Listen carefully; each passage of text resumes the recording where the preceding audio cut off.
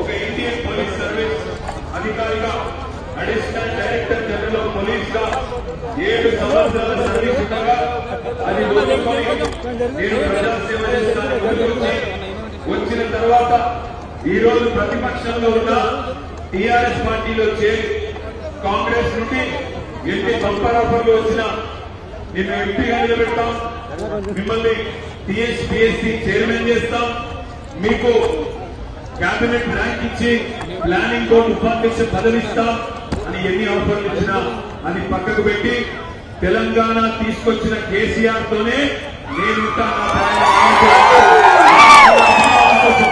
మీ ఆశీర్వాదం కోసం మీ ముందుకు వచ్చిన డాక్టర్ ఆర్ఎస్ ప్రవీణ్ కుమార్ గారు కాబోయే నాగరికర్నూలు పార్లమెంట్ సభ్యులు చైర్మన్ గారికి మా తమ్ముడు జూన్ 4 నాడు కాబోయే ఎమ్మెల్సీ నవీన్ కుమార్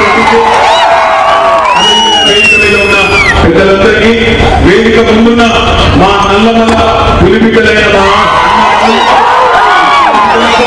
పేరు పేరుగా అందరికీ హృదయపూర్వక నమస్కారం. ఇవాళ అచ్చంపేటలో మీ జోష్ చూస్తుంటే, మీ ఉత్సాహం చూస్తుంటే ఈ ఎలక్షన్ ర్యాలీ ఎక్కడైతే లేదు.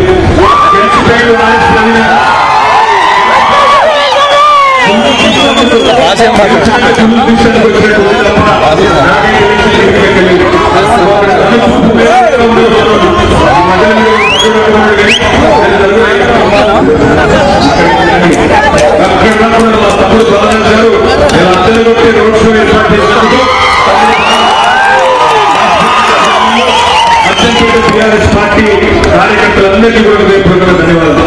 నాకు నిజంగా ఆశ్చర్యం, మీరేమన్నా అనుకోరు, నేను పైన చెప్పుకున్న పర్లేదు కానీ బంగారం వచ్చి బాలరాజును పోగొట్టుకున్నారు మీరు. మరి 5 నెలల కింద మోసం జరిగింది. ఏ మోసం జరిగింది? అరిచేసిన వైకుంఠం చూపెట్టిండ్రు, ఇష్టం వచ్చిన నోటికి వచ్చిన హామీలు చెప్పిండ్రు. వెంబడము 2 లక్షలు తెచ్చుకో నేను మాఫ్ చేస్తాను, డిసెంబర్ 9 సంతకం పెడతా,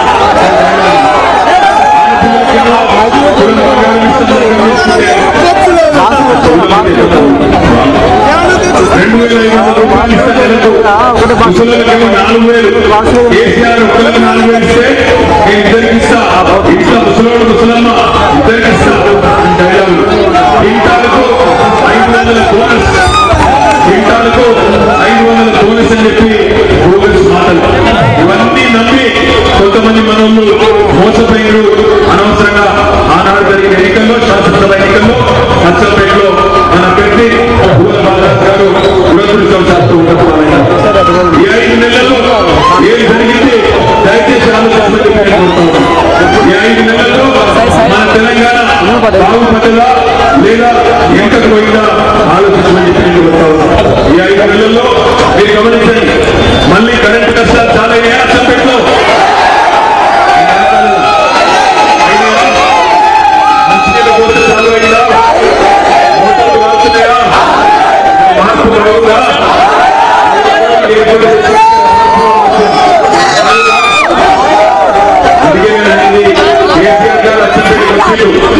బాలరాజు కోసం ప్రచారం చేసి చెప్పిండు, మోసపోతారు, మోసపోతే మోసపడతారు అని చిల్లర చెప్పినట్టు చెప్పిండు. విన్నాం మనం, జెండాలు తెచ్చుకుంటాం, ఆ జెండాలను తీసుకుంటుంది జెండా ఇచ్చే జెండా ఇచ్చేది. అయితే మీ అందరితో ప్రార్థన ఒకటే, ఇక్కడికి వచ్చిన వాళ్ళందరినీ నేను ఒక ప్రశ్న అడుగుతా, మీరు నిజాయితీగా సమాధానం చెప్పండి. నేర్పాని కోసం సమాధానం చెప్పు కాదు, నిజాయితీగా చెప్పండి. ఒక్కటంటే ఒక్క వర్గానికి కాంగ్రెస్ ప్రభుత్వం వచ్చినప్పుడు మేలు జరిగిందా? పిల్లల బంగారం వచ్చిందా? ఆడపిల్లలకు నెలకు 2500 ఖాతాలు ఉంటాయా? మీరు పచ్చబద్ధం చెప్తున్నారు. రేవంత్ రెడ్డి చెప్పింది నాకు 2500 వేసుకోండి. ఖర్చు పెట్ట రాలేదా?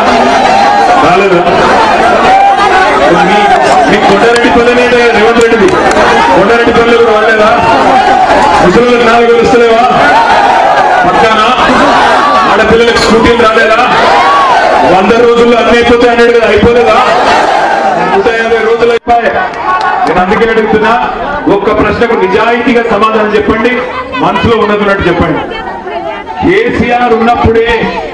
కేసీఆర్ ఉన్నప్పుడే బాగుండే అనుకునేటోళ్ళు చేయవట్లేదు. పక్కన మేము రాఘవేంద్ర డ్రెస్సెస్ మీకు ఇప్పుడు బాగా అనిపిస్తుందా?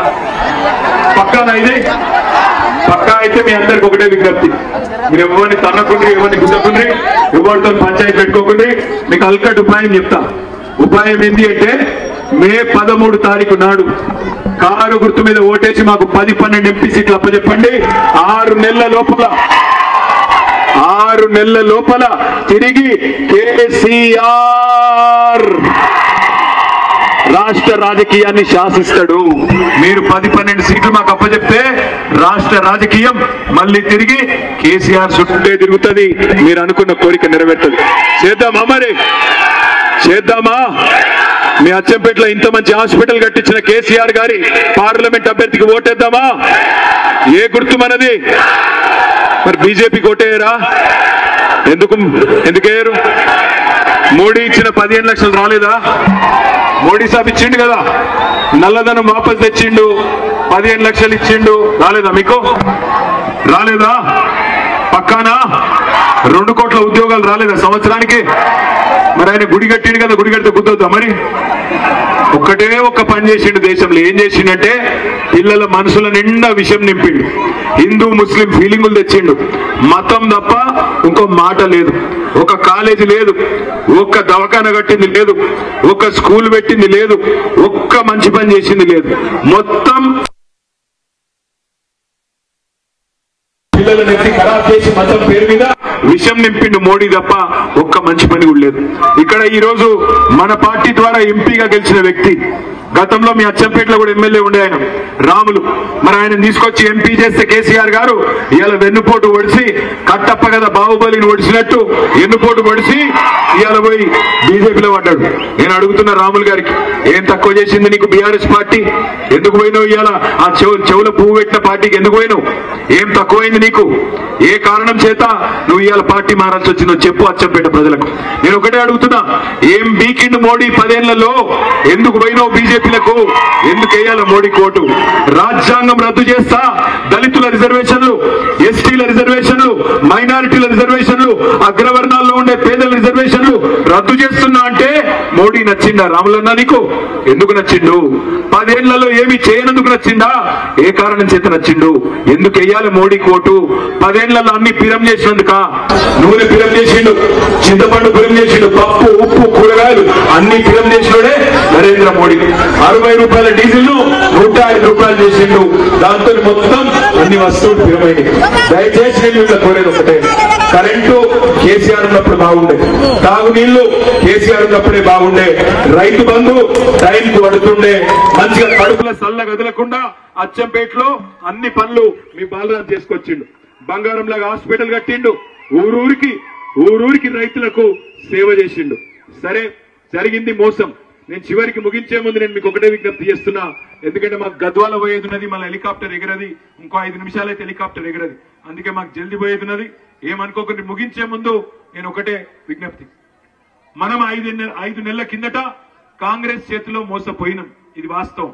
మోచేతికి బెల్లం పెట్టినరు, నోటికొచ్చినట్టు డైలాగులు కొట్టినరు, ఓట్లు వేయించుకున్నారు, ఇవాళ పత్తా లేరు. జాబ్ క్యాలెండర్ అన్నారు, ఇంకోటి అన్నారు, ఏది దిక్కులేదు.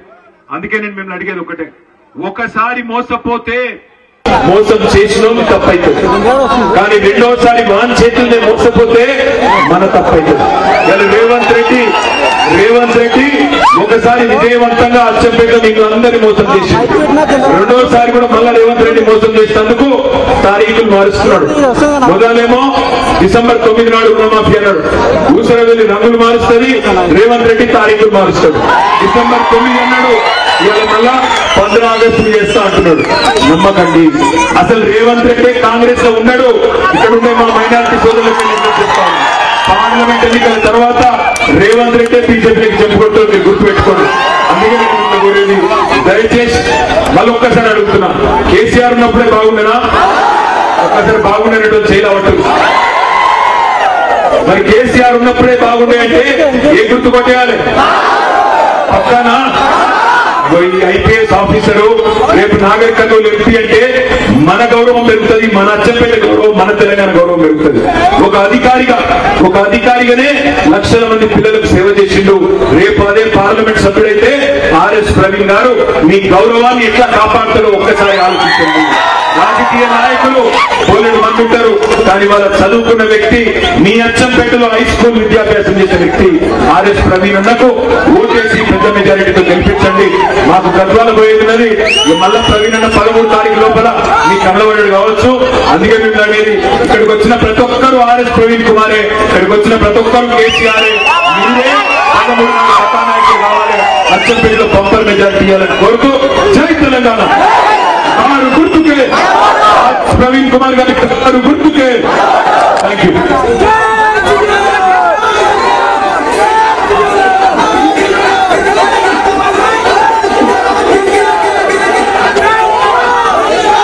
ఆర్ఎస్ ప్రవీణ్ కుమార్ గారిని అభ్యర్థిగా ప్రకటించిన తర్వాత రాఘవరావు అనే ఒక పెద్ద మనిషి అచ్చంపేటలో నేను, ఎందుకంటే ఆయన రెసిడెన్షియల్ స్కూల్స్ కోసం చేసిన మంచి పనిని గుర్తించి గ్రహించి 7.5 ఎకరాల నా సొంత జాగా నేను రెసిడెన్షియల్ స్కూల్ కి ఇస్తానని చెప్పి రాఘవరావు గారు చెప్పారు.